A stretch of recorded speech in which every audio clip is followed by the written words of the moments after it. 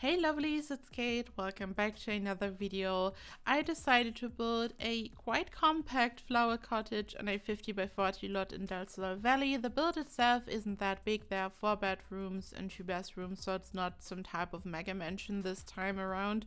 So I'm recording this on the Sunday before Christmas, and I'm in the middle of preparing everything for Christmas. I'm packing my stuff and all that, so I'm just trying to get everything done, and I also try to pre-record something, and this video here is what I'm pre-recording right now.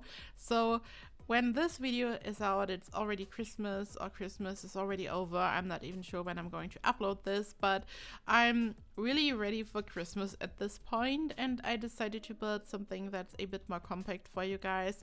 In my last speed build, I already said that I plan to build something that's a bit smaller because Christmas can be a bit stressful. I didn't have a lot of time, but then it turned out to be a huge 9-bedroom mansion. But this time, this year, is really a bit more compact, which is also good to have a bit variety. I mean, it's not super small. It's not. You guys know that. I always tell you guys that it's more compact. It's not that big. And then you guys tell me, yeah, that's big. So I'm sorry, but it's a bit more compact. And furnishing this and building this was a lot of fun. I called this the flower cottage. So there are many flowers, obviously. I tried to combine different flower types. So it's really just really colorful and happy. I built this little patio area on the right side, some type of terrace where Sims can just hang out, and I placed the flowers right in front of this area. In the center I used a lower fence, so the Sims are really right in nature. They're right in front of the beautiful flowers, and it's really colorful. For the wallpaper, I once again used a university wallpaper, so this is really dreamy and like some type of typical cottage. In the back there is a pool. I definitely wanted to include a pool. I mean, first of all, I built this in Del Sol Valley, and there just has to be a pool in Del Sol Valley in my opinion. And also, I don't know, it's just one of those builds where you have a heavy focus on the garden and spending some time on the outside, and a pool is always a good idea. And I'm so happy that we finally got lounge chairs a couple of months ago in summer with island living, so I'm really happy. For builds like this, it's just perfect. So the build itself isn't that complex. The shape is quite basic actually, but then the patio looks kind of special because of all the columns and the spandrels.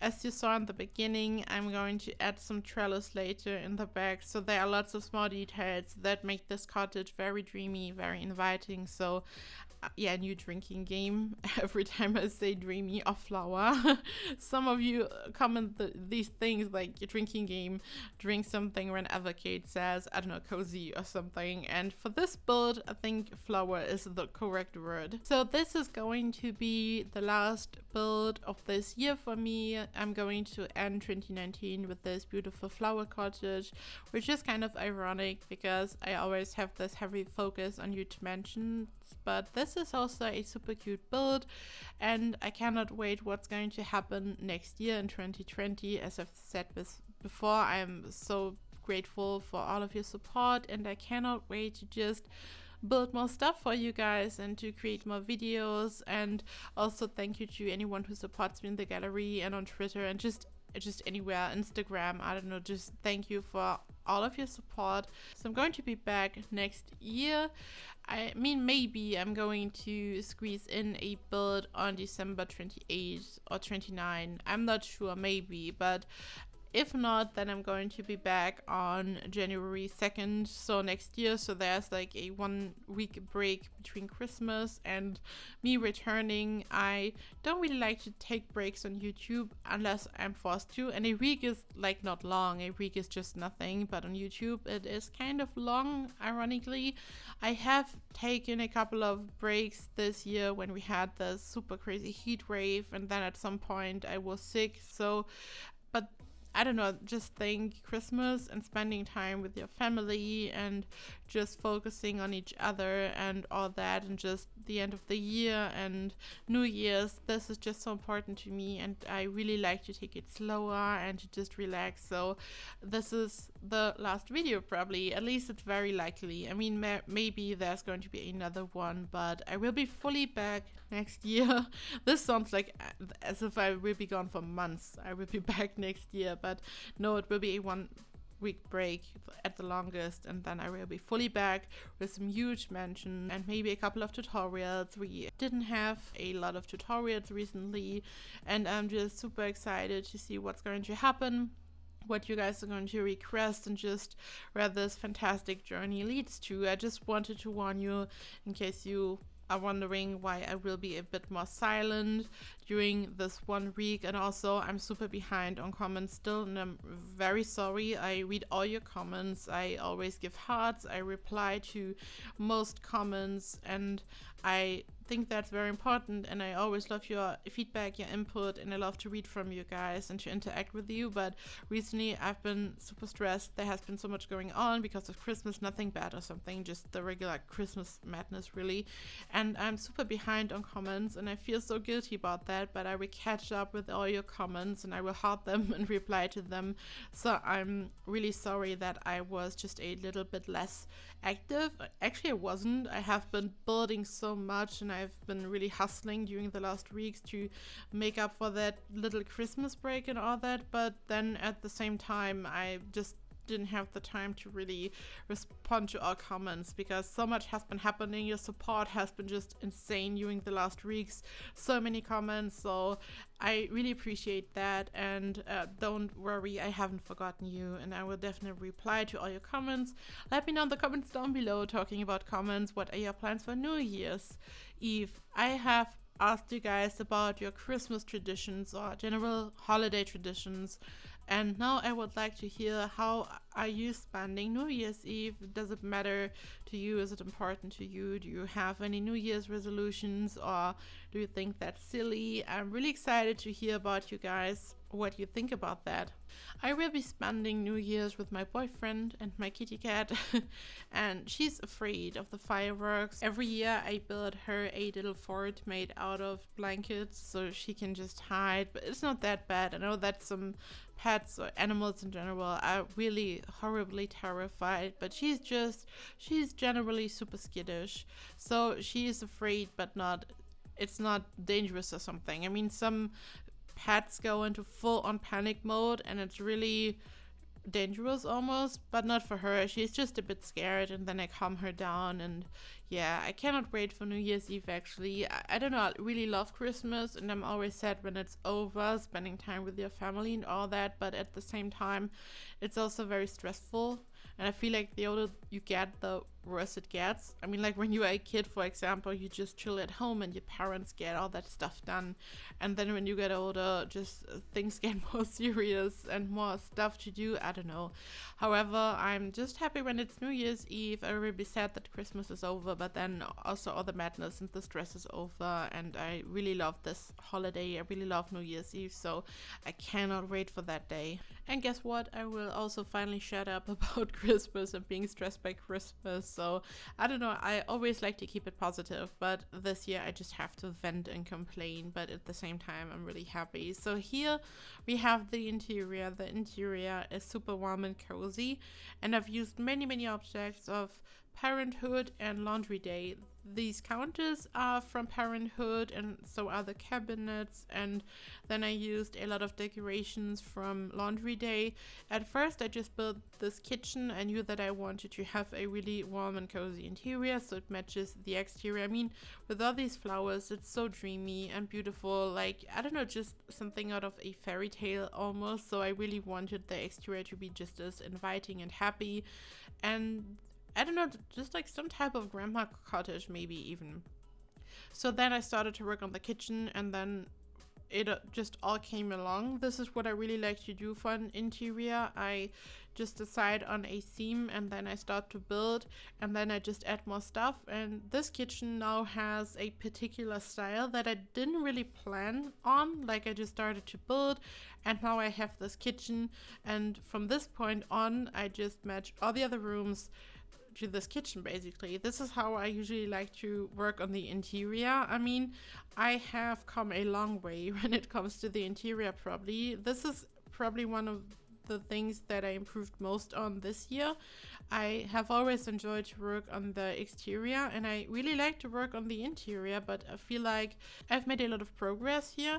At first I didn't use as much clutter, and you guys gave me some feedback that I should put more love into the interiors, and I always try to do that. Sometimes I struggle, but I really do my best, and I feel like I have improved. Like honestly, when I think back to just like February or March or something, and I hope that I'm not the only one who thinks that. But yeah, here I'm just matching the rest of the house to this style, and I realized that laundry day would just be the perfect pack to decorate this house. So it's really like I don't know, like a place where a cute grandma could live in. You could let any type of family move in, of course. There are 4 bedrooms, and 2 of them are at the bottom, which is kind of uncommon. I really like to put all the bedrooms on the top floor, but here 2 are at the bottom and 2 are on the top floor. At the bottom you have 2 regular bedrooms, and on the top there are 2 kids rooms, and here behind this little living room area you can see the 2 empty rooms. On the right side there's going to be a bathroom, as you will see, and on the left side there's going to be an office.